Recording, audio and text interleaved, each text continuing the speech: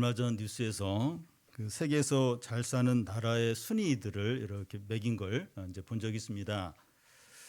보통 GDP, 1인당 국민소득으로 이제 하는데 다른 기준으로 이제 조사를 한 겁니다.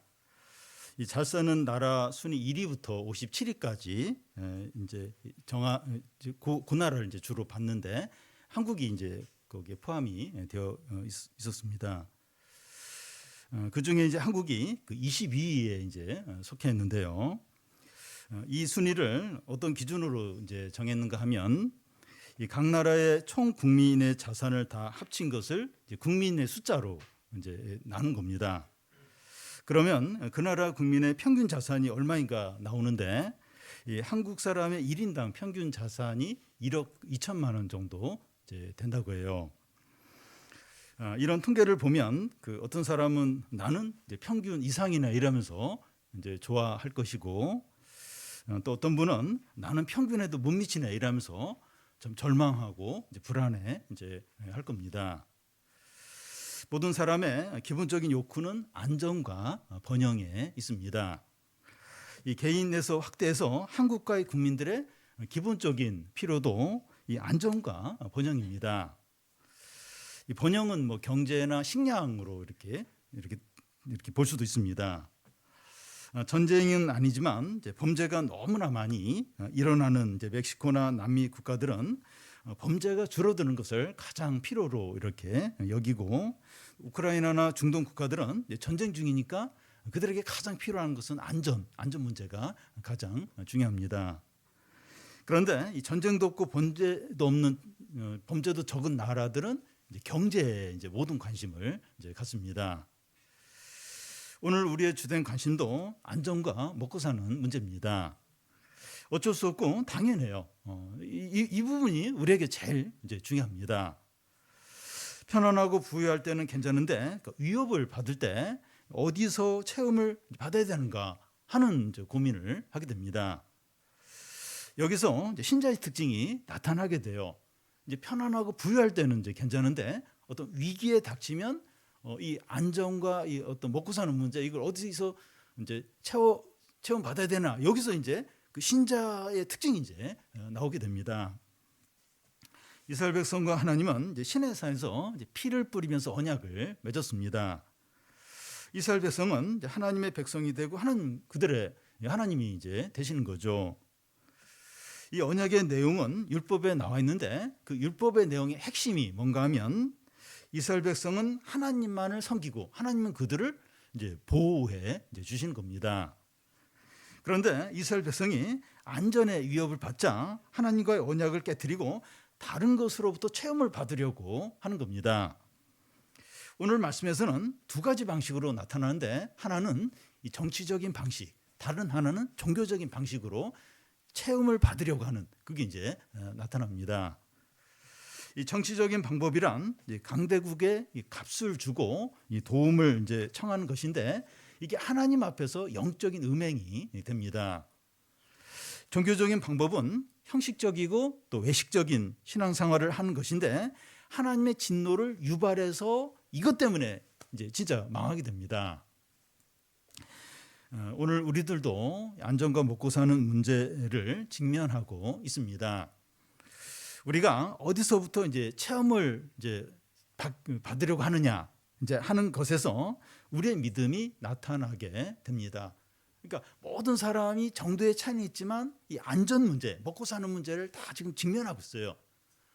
어디서 이제 우리의 필요를 채우려고 하느냐 여기서 이제 우리의 믿음이 이제 나타나는 거죠.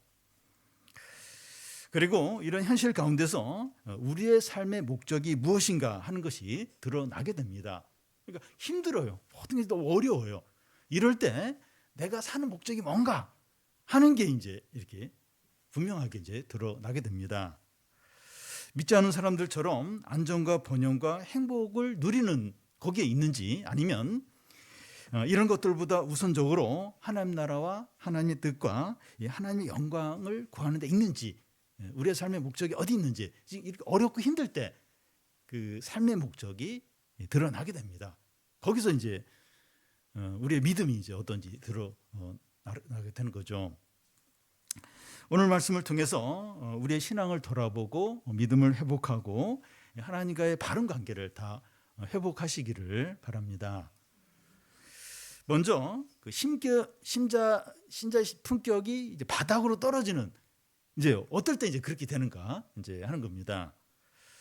8절을 같이 한번 읽겠습니다.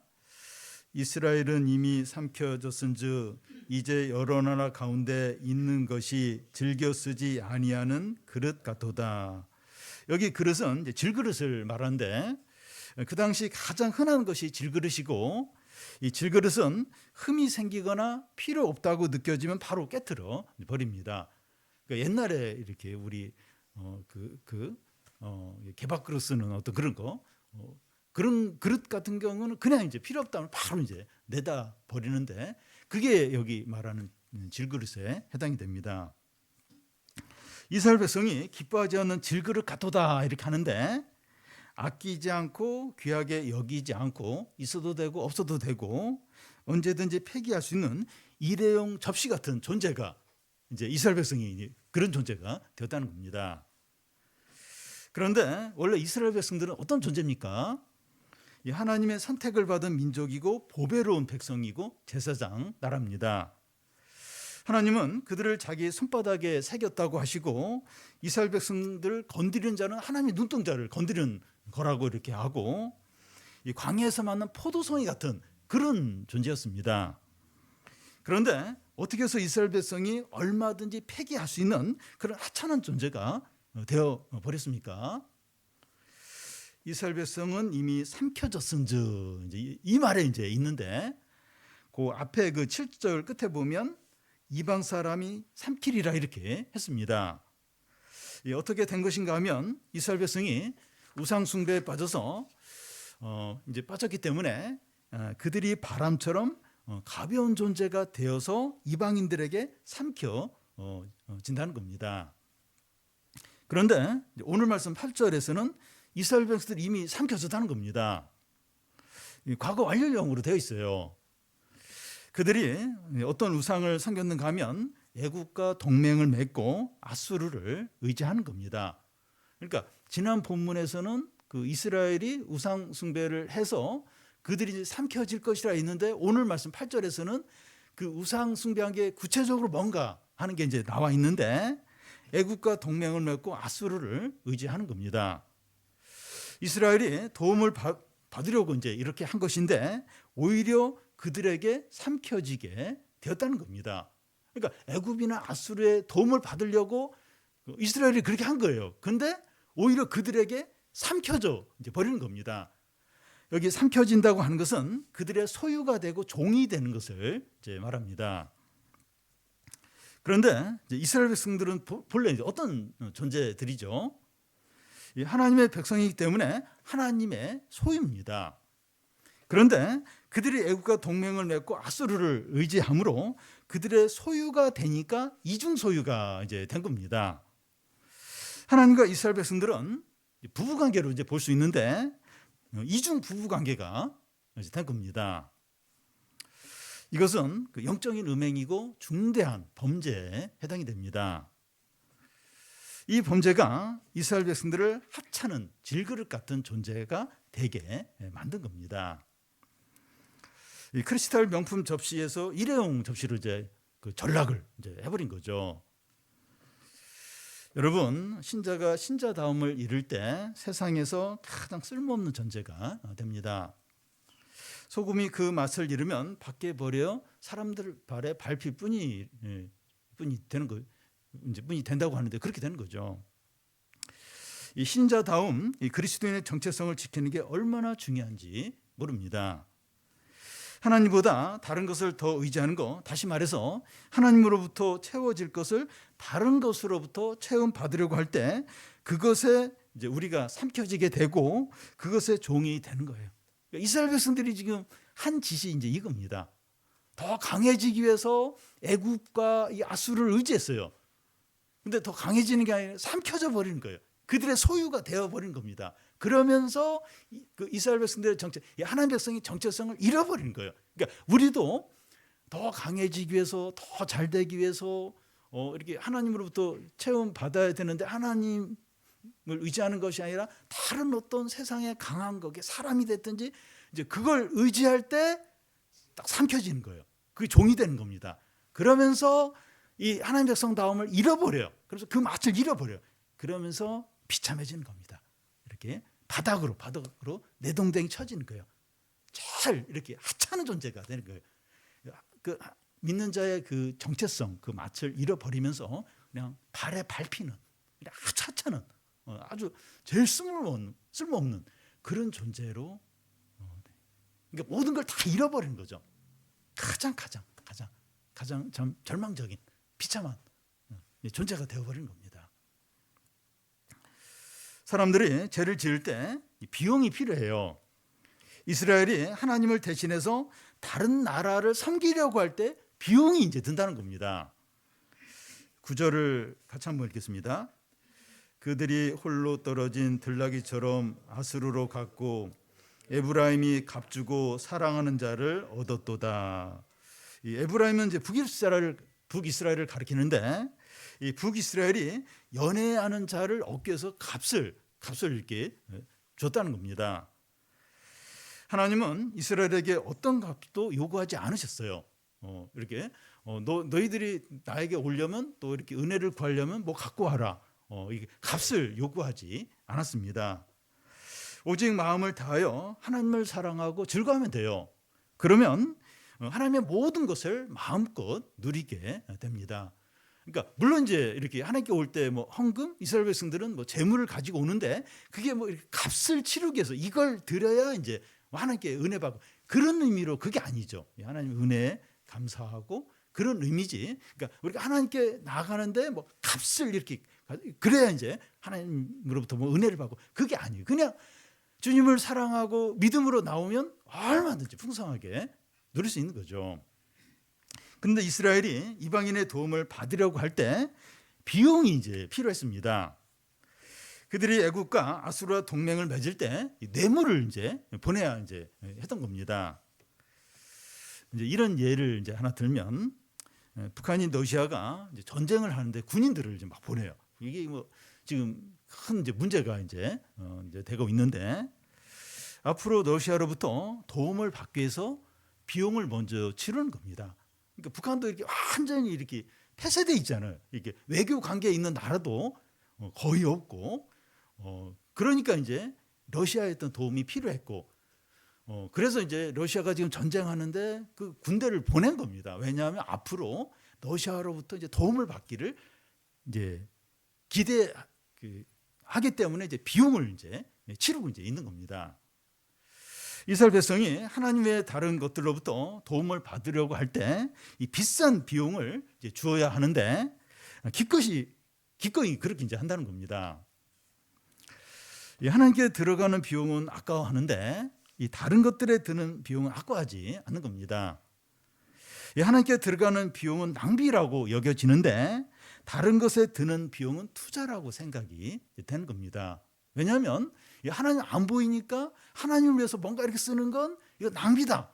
근데 사람에게 이렇게 주는 거나 또 다른 것에 이렇게 쓰는 건 이건 투자다. 그렇게 이제 생각하기가 쉽다는 겁니다. 그래서 이스라엘은 조공을 가지고 아수르에게 나갑니다. 하나님을 의지하며 사는 것보다 아수르에게 투자를 하고 아수르를 의지하는 게 훨씬 더 안전하고 유익하다고 여기기 때문입니다. 그러니까 이스라엘이 그렇게 하는 거예요. 하나님보다도 아수르에게 막 뇌물을 보내면서 이제 그렇게 하는 그게 안전하고 이게 투자다. 이제 그렇게 이제 믿는 거죠. 한국 교회가 하나님보다 미국을 더 의지하는 것 같아요. 한국 교회가 나서서 막 이렇게 미국의 어떤 막 그런 관계를 그렇게 막 물론 뭐 미국하고 이렇게 나쁜 관계 있을 필요는 없지만 한국 교회가 그래요. 하나님보다도 미국을 더 의지를 이제 하고 있습니다.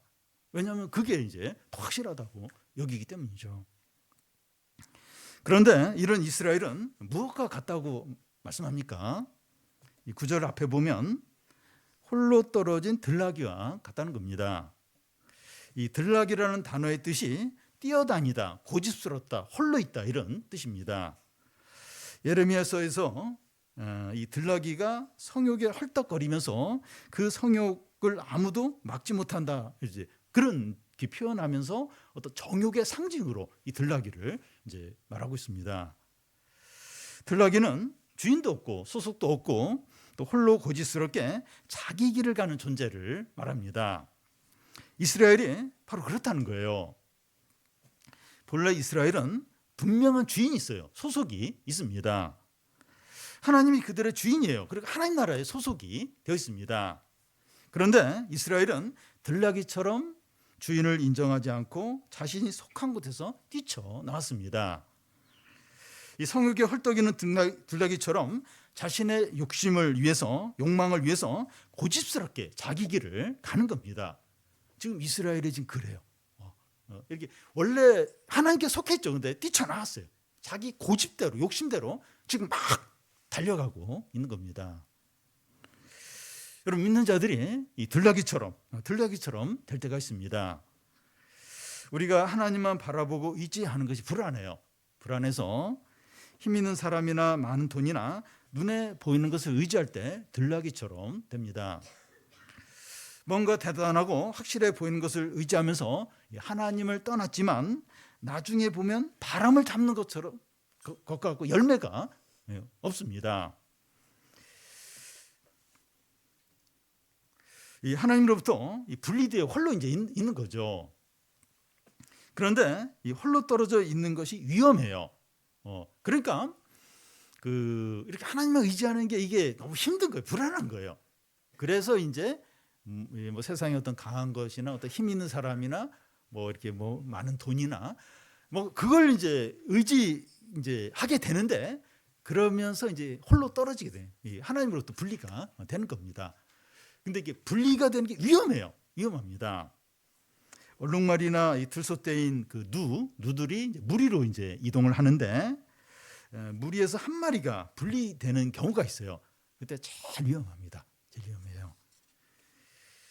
이 맹수에 밥이 되기가 너무나 쉬워요. 여러분, 사자나 이런 맹수들이 사냥을 할 때 무리들이 막 가면 어떻게 못해요. 그러니까 계속해서 이게 무리에서 한 마리가 떨어지기를 계속 그런 어떤 작전을 써요. 그래서 한 마리가 떨어지면 그게 이제 딱 맹수들의 밥이 이제 되는 거죠. 하나님의 백성의 공동체로부터 분리가 되어서 홀로 떨어져 있는 것이 아주 위험해요. 근데 이렇게 어떤 욕심, 이렇게 하나님을 의지하는 게 힘든 거예요. 그러면서 이제 내 살 길을 찾아야겠다. 이렇게 그러면서 이제 하나님부터 멀어지면서 하나님으로부터도 멀어지고 신앙 공동체로부터 멀어지고, 그러면서 자꾸 혼자가 돼요. 혼자. 이게 이제 아주 위험합니다. 이게 아주 제일 위험한. 근데 그러니까 하나님 관계가 멀어지면, 언제부터인가 하나님만 바라보는 게 답답하다. 그러면 이제 자꾸 들나귀 같이 되는 겁니다. 그러니까 홀로 내 길을 가야겠다. 이러면서 또 신앙 공동체하고도 멀어지는 거예요. 그게 이제 아주 위험해져요. 사단의 밥이 되고 진짜 버림 당하고 망하는 길이 되는 겁니다. 아수르를 쫓아간 이 들나귀 같은 이스라엘은 결국 어떻게 되었습니까? 10절을 같이 한번 읽겠습니다. 그들이 여러 나라에게 값을 주었을지라도 이제 내가 그들을 모으리니 그들은 지도자의 임금이 지어준 짐으로 말미암아 쇠하기 시작하리라. 이 지도자의 임금은 아수르 왕을 가리키고 또 지어진 짐은 조공을 말합니다. 문하임 왕이 이 아수르의 은 1천 달란트를 조공으로 이제 바치게 되는데, 왕은 그것을 마련하기 위해서 귀족들에게 은 50세겔을 강제로 내게 이제 했습니다. 이것이 이스라엘을 쇠하게 만들었습니다.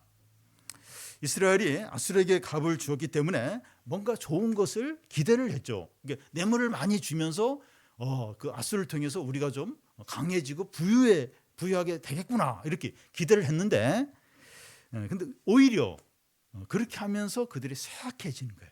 쇠약해지기 시작하는 겁니다.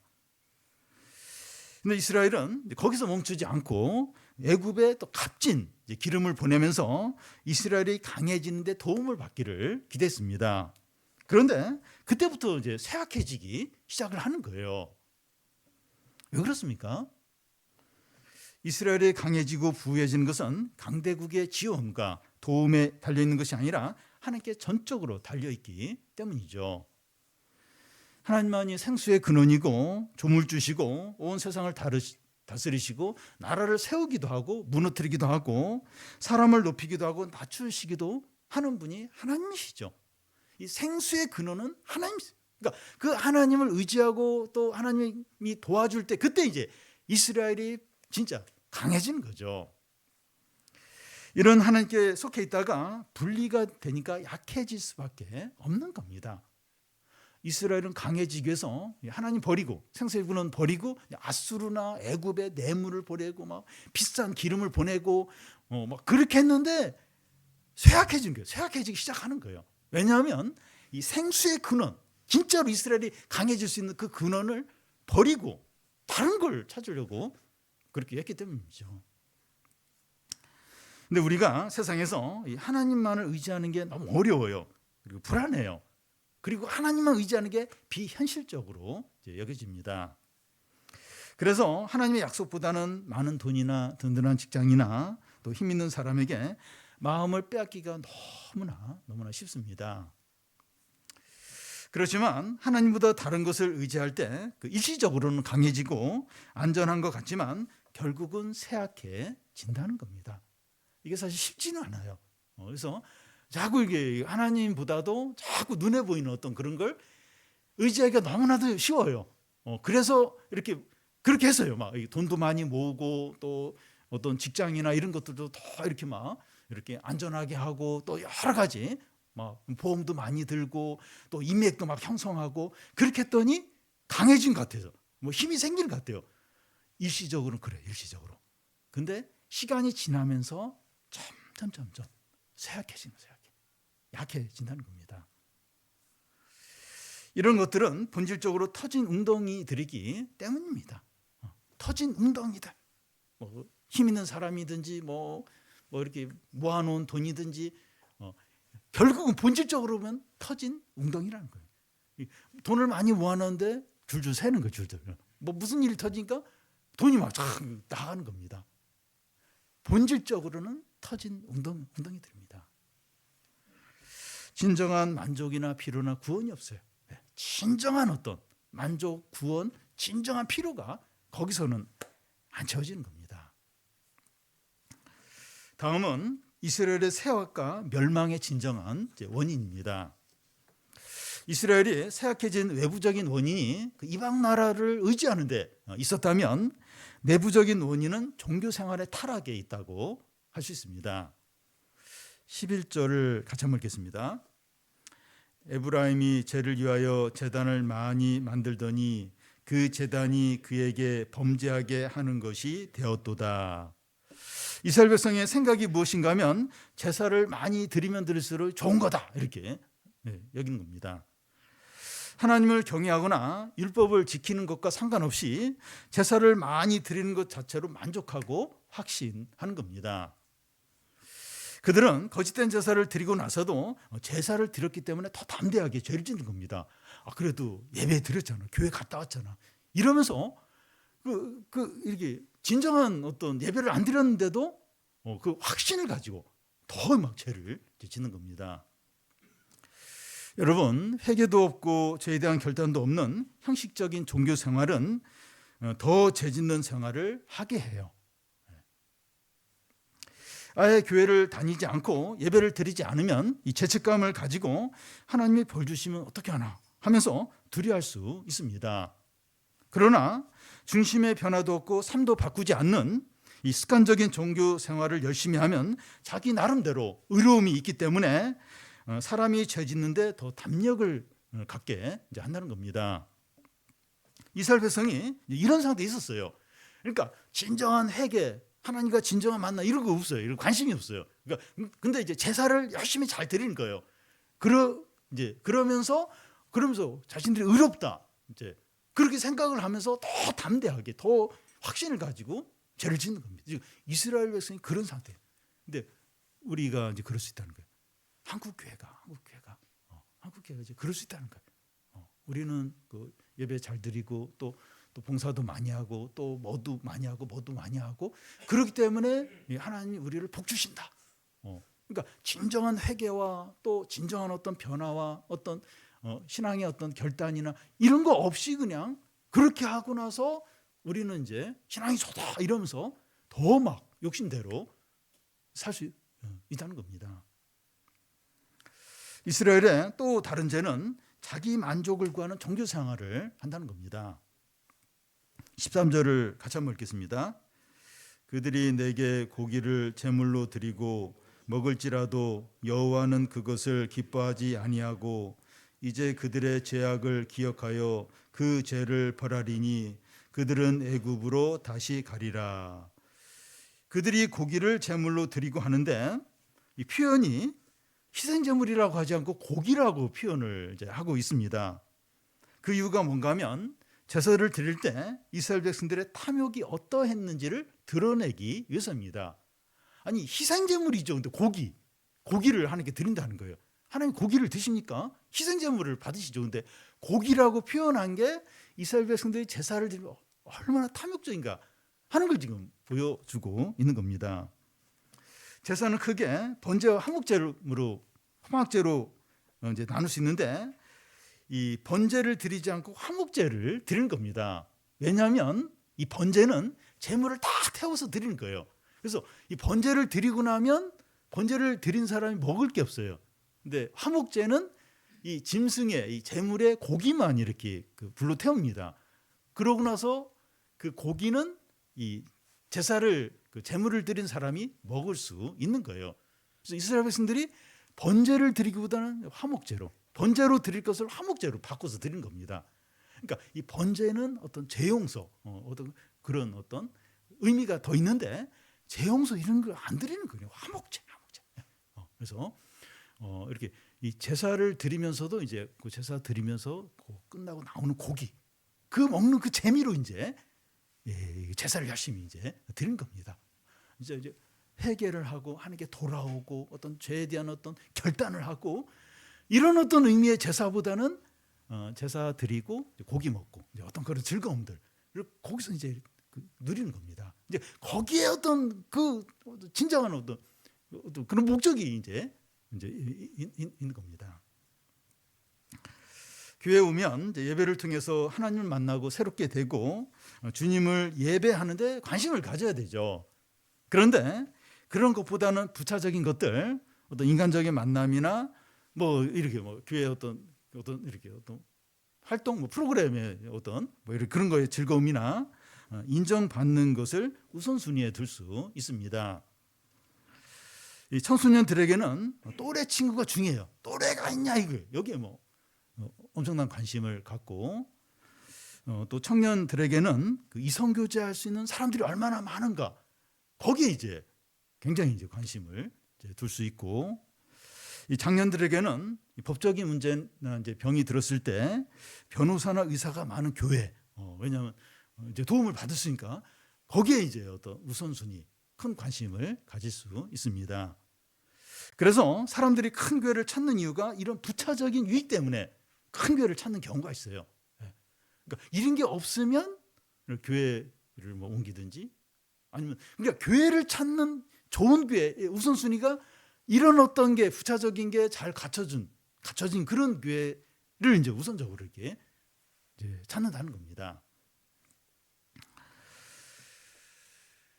우리는 이 교회에 오는 목적을 분명히 해야 됩니다. 예배를 드리는 목적을 분명히 해야 돼요. 내가 왜 교회에 오는가? 예배를 드리면서 이 목적이 뭔가? 이걸 새롭게 하고 분명히 해야 됩니다. 죄 용서 받고 새 사람이 되고 하나님의 뜻을 위해서 하나님의 어떤 영광을 위해서 예배 드리고 교회에 오고 하는 거죠. 이걸 분명히 자꾸 새롭게 해야 돼요. 잘못하면 자꾸 부차적인 그걸 위해서 교회도 오고 예배도 드리기가 너무나도 쉽다는 거예요. 너무나도 쉽다는 겁니다. 이제 이스라엘 백성들의 신앙이 어떠한지 적나라하게 이제 드러나게 됩니다. 12절을 같이 한번 읽겠습니다. 내가 그를 위하여 내 율법을 만가지로 기록하였으나 그들은 이상한 것으로 여기도다. 율법을 망가지로 기록했다는 건 굉장히 많이 이제 말씀을 이제 기록했다는 겁니다. 율법은 이제 망가지로 많이 기록한 이유는 여기 보면 그들을 위해서, 즉 이스라엘 백성들의 진정한 유익을 위해서입니다. 이스라엘 백성이 율법을 가지고 있다는 것은 한두 건이죠. 혜택이고 엄청난 축복입니다. 이스라엘 백성이 풍성하고 존귀하고 복된 삶을 살도록 율법이 이렇게 많이 주어졌습니다. 여러분, 하나님의 말씀은 누구든지 겸손하게 믿음으로 받아들이면 하나님의 모든 축복과 좋은 것들과 영생을 누리게 됩니다. 지혜 중에 최고의 지혜이고 복된 소식 중에 최고로 복된 소식이고 영생을 주는 진리예요. 그런데 이스라엘 백성들은 그 율법을 어떻게 대했습니까? 이상한 것으로 여기다는 거예요. 전혀 생소한 것으로 여기고 귀찮게 여기고 자기와 상관없는 것으로 여겼다는 겁니다. 그런데 성경 말씀 보면 어려워요. 어렵고 이해하기가 힘들고 현실과 동떨어지게 들리는 게 사실입니다. 또 성경이 또 고어체로 돼 있잖아요. 그래서 어렵고, 저도 뭐 이렇게 성경 읽기나 또 설교 준비를 할 때 이게 무슨 얘기인가, 이게 몇 번을 막 읽을, 그러니까 말 자체가 어려워요. 그리고 다른 어떤 철학책이나 소설이나 어떤 수필이나 이런 건 이렇게 읽으면 이해가 좀 되는데, 근데 성경은 또 이해가 잘 안 돼. 좀 어려운 게 또 사실입니다. 그래서 사람들이 성경을 멀리하고 읽지 않으려고 이제 하는가 그렇게 생각을 할 수 있는데, 그것은 피상적인 이유입니다. 여러분, 그 사람들이 낯선 학문을 처음 보는 학문을 공부를 해요. 또 외국어 어렵죠. 근데 외국어를 공부해요. 또 수학 문제 어려운데 몇 번에 걸쳐서 수학 문제를 풀려고 엄청난 노력을 하고, 잘 안 되면 막 이렇게 과외를 받기도 하고 학원에 가기도 하고, 그래서 어떻게 해서든지 그 어려운 어떤 걸 이렇게 익히려고 그렇게 노력을 합니다. 중요하고 필요하다고 여기니까 그렇게 해요. 이건 중요하고 이거 필요하다 여기니까 어렵지만 낯설지만 어떻게 해서든 이걸 배우려고 이제 합니다. 그래서 사람들이 성경을 읽지 않는 것은 이해하기 힘들거나 성경책 언어가 어려워서가 아니라 성경 말씀을 중요하게 여기지 않고 가치 있게 여기지 않기 때문입니다. 하나님 망가지로 구원을 위해서, 영생을 위해서 그렇게 했는데 그 말씀을 중요하게 여기지 않은 거예요. 가치 있게 여기지 않기 때문에 성경을 잘 읽으려고 하지 않고 성경 말씀을 믿으려고 하지 않는 겁니다. 우리도 성경을 이제 성경 읽기를 하거나 이제 매일 성경을 하거나 예배에서 말씀을 듣는 것이 부담이 되고 어렵고 피하고 싶을 때가 있습니다. 우리 옛날을 좀 생각을 해보면 다 좀 옛날 10년, 20년, 우리 장년들 같은 경우 청년 때 그때 얼마나 말씀을 사모했습니까? 사실 말씀이 모든 거. 근데 시간이 지나면서 이렇게 말씀을 소홀히 여기고, 또 예배 가운데서 말씀을 듣는 걸 뭐 들어도 되고 안 들어도 되고, 꼭 그 정도는 아니더라도 참 많이 이렇게 약해진 게 사실입니다. 저도 이제 그런 때가 있었어요. 이렇게 매일 성경을 안 하면 아침에 성경 아니면 너무 힘들고 너무 어떻게 해서든지 그 다음 날 이제 이렇게 그 못한 거 하고, 근데 저는 이렇게 못했으면 그냥 이렇게 패스하는 거예요. 그렇게 아무렇지도 않게 약간 그런 식으로 우리가 좀 많이 소홀해지고 약해지고, 이제 그게 이제 사실입니다. 말씀을 사모하고 기뻐하기보다는 의무적으로 아무 생각 없이 읽고 들을 때가 있습니다. 그런데 하나님이 우리를 위해서 망가지로 하나님 말씀을 기록하셨습니다. 성경은 우리의 유익과 풍성한 삶과 구원과 영원한 삶을 위해서 하나님이 직접 주신 말씀입니다. 출애굽기 20장, 21장 이런 데 보면 그 하나님이 십계명 말씀을 주시는데 직접 써서 줘요. 직접. 하나님이 우리에게 직접 주신 말씀이죠. 물론 이제 사람이 그 성경을 기록했는데 그 성령이 그 성경 기자에게 충만해서 그 사람의 어떤 재성이나 이런 게 들어가지 못하도록 그 사람의 인격과 문체와 그 사람의 모든 어떤 그런 걸 성령이 통제하면서 하나님이 그 사람을 통해서 말씀을 주신 거죠. 그러니까 성경 말씀은 하나님이 우리에게 직접 우리의 구원과 영생과 풍성한 삶을 위해서 우리에게 직접 주신 말씀입니다. 하나님의 말씀대로 사는 것이 가장 안전해요. 행복하고 생명의 길을 가는 겁니다. 여러분, 우리가 가장 두려워해야 할 것은 말씀이 낯설게 여겨지고 전혀 감동이 없고 들리지 않을 때입니다. 여러분, 말씀에 대한 태도가 하나님의 태도예요. 하나님이 낯설다. 하나님 멀게 느껴진다. 하나님이 굉장히 이게 냉담한 어떤 그런 관계다. 그러니까 말씀이 이제 안 들리고 또 말씀을 듣고 싶지 않고 말씀을 이제 멀리하고 싶고 이게 이제 하나님과의 관계를 보여주는데 하나님에 대한 태도를 보여주는데 하나님 관계가 그렇다. 이건 위험한 거죠. 이게 들나기처럼 되는 겁니다. 혼자 하나님 더 이상 의지하지 않고 내 혼자 이게 내가 살고 싶은데 살겠다 이러면서 내 길을 막 가는 이제 그렇게 되는 거죠. 아주 위험한 거야. 아주. 그러니까 하나님은 안 보여요. 하나님 태도가 어떤지 잘 몰라요. 그런데 이 말씀에 대한 태도가 이제 하나님과의 태도를 보여주는 겁니다. 말씀도 안 들리고 말씀을 읽고 싶지 않고 말씀을 안 읽어도 괜찮고 이 하나님의 태도가 그런 거예요. 하나님 관계가 이런 겁니다. 아주 위험한 거죠. 아주 심각한 상태에 이제 있는 거죠. 이스라엘 백성이 하나님을 이상한 것으로 여길 때 어떻게 됩니까? 13절 중간에 보면 그들은 애굽으로 다시 가리라. 그들이 애굽으로 다시 간다고 하는 것은 이스라엘이 애굽으로 다시 들어간다는 의미가 아니라 종의 신분으로 다시 돌아가는 것을 말합니다. 죄의 종이 되는 것을 말하죠. 믿는 자들이 하나님의 말씀을 자기와 상관없는 것으로 여기면 다시 죄의 종으로 돌아가게 되는 겁니다. 여러분, 진리가 우리를 죄에서 자유케 했는데 그 진리를 멀리하는 거예요. 진리를 안 들어요. 그러면 다시 죄의 종으로 돌아가는 겁니다. 우리 안에 말씀에 대한 간절함과 열정이 사라지면 다시 과거의 어두움과 방황하는 시절로 돌아가는 겁니다. 그러니까 외적으로는 뭐 내가 무슨 종이 되고 어디에 뭐 갇히고 그건 아니에요. 근데 마음이 생각이 이제 죄의 종으로 돌아가는 거예요. 그 말씀에 대한 열정이 없어요. 말씀 이렇게 별로 듣고 싶지 않고 말씀에게 제한받고 싶지 않고 말씀과 함께 이렇게 살고 싶지 않고 나는 이제 좀 프리하게 좀 내가 하고 싶은 대로 좀 살겠다. 이게 이제 죄의 어떤 종으로 돌아가는 겁니다. 다시 어둠으로 들어가고 다시 과거에 이렇게 해방되었던 모든 어떤 죄의 습관에 다시 이제 기어 들어가게 되는 겁니다. 진리가 너희를 죄에서 자유케 하리라. 근데 진리를 멀리하는 거예요. 그러면 다시 죄의 종으로 다시 어두움과 어떤 얽매였던 다시 그걸로 이제 애굽으로 다시 돌아가는 거예요. 애굽에 그 종되었던 그쪽으로 다시 기어 들어가게 되는 겁니다.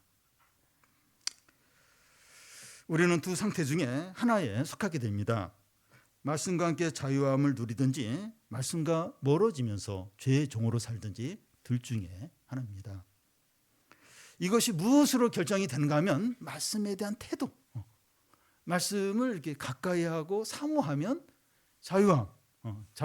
주님 안에서 자유함을 누리게 되지만 말씀을 멀리하고 듣기 싫어하고 그러면 다시 이 죄의 종, 다시 얽매이는 그 어둠의 어떤 정욕의 종으로 다시 전락을 하는 겁니다.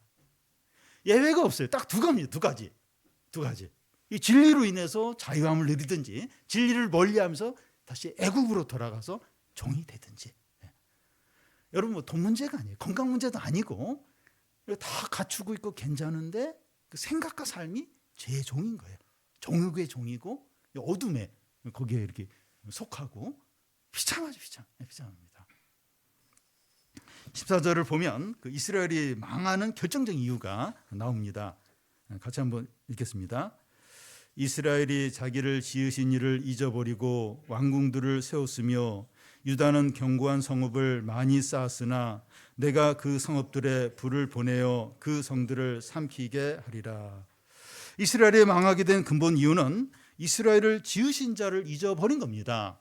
하나님이신데 하나님이 그들을 애굽에서 구원했고 가나안을 선물로 주었고 위기 때마다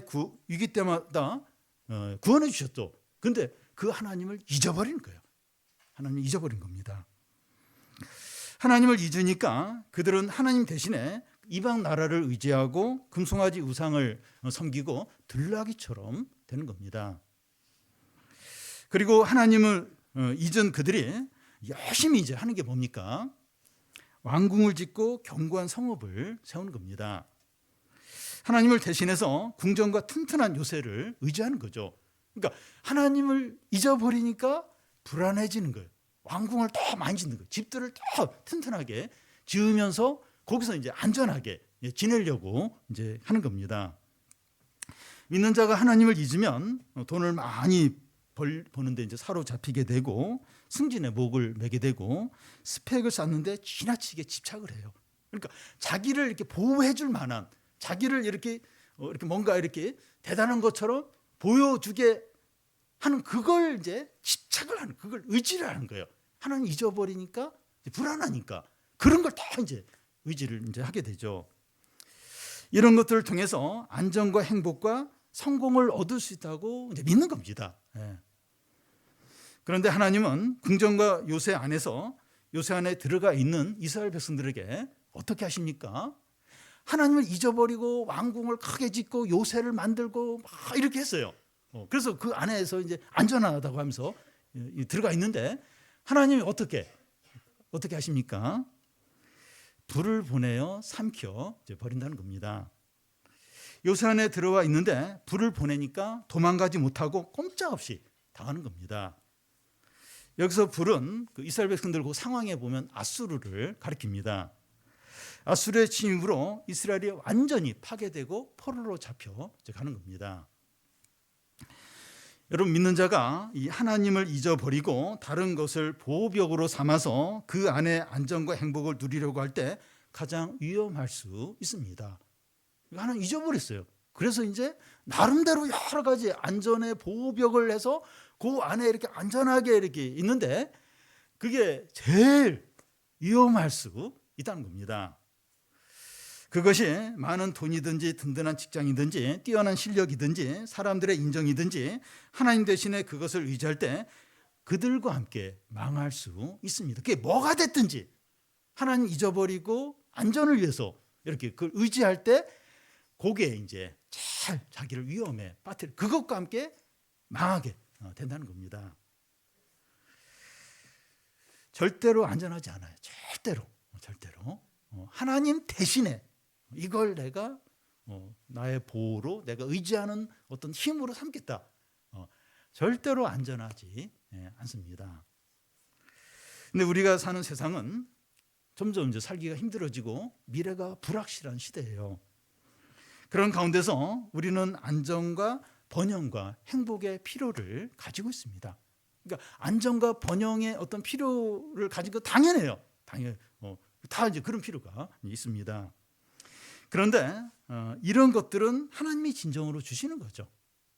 이런 안전, 번영, 행복 이건 진정으로 하나님 진정으로 주신 것들입니다. 우리가 만가지로 주신 하나님의 말씀을 사모할 때 이런 것들을 풍성하게 주십니다. 이게 바로 관계는 없지만 이 하나님 말씀을 우리가 의지하고 하나님 말씀대로 살 때 하나님이 우리가 구하지 않는 이런 것들, 안전, 어떤 번영 이런 거 하나님이 책임져 주십니다. 그런데 우리가 하나님의 말씀을 멀리하고 세상에 강해 보이는 것들을 하나님보다 더 의지하면 삼키게 돼요. 들나귀처럼 위험하게 되고 죄의 종으로 다시 돌아가게 된다는 겁니다. 그러니까 참 지금 어렵잖아요. 안 어려운 분이 있습니까? 많이 어려운데 이런 가운데서 이렇게 자꾸 이제 하나님만 의지 불안하니까 하나님 자꾸 다른 거 이렇게 하나님 이렇게 내려놓고 버리고 말씀보다도 다른 어떤 그러면 이제 이게 이제 이렇게 우리를 제일 위험하게 만드는 겁니다.